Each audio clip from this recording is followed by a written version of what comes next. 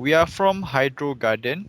The problem that we have identified today is in the modern world, as population grows and numbers of lands developed for building increases, we face the possibility of shortage in basic food supplies. With increasing population, the production of fruit and vegetables should also increase, but it is not always the case. And with people living in the city means that space is always limited for them to do any kind of farming. That is why we bring to you a solution in the form of a hardware and a device or a platform to control and monitor the parameters of the setup. The value proposition of our product is number one, we use sustainable and recycled materials to build the vertical setup.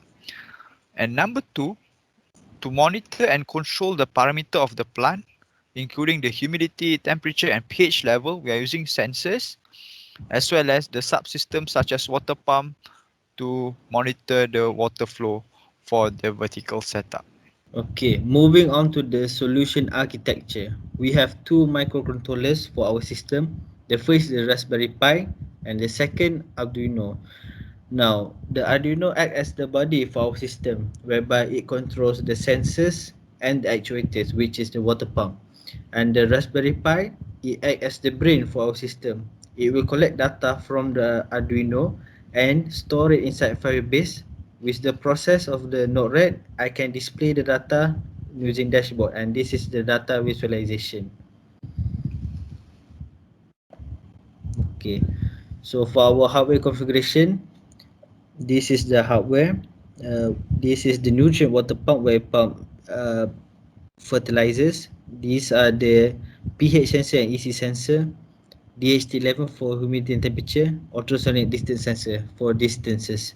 This is the sensors that we use. And the water flow of our project is we use a 12-volt water pump.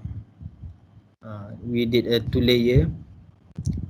I turned the 12-volt adapter on, and you can see that the water is managed to flow from the bottom to higher ground, which is a success.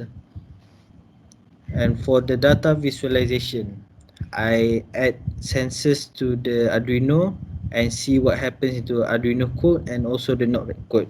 As you can see, it's connected and data is stored inside Firebase. So when it's stored inside the Firebase, I can display the data. So this is the data visualization.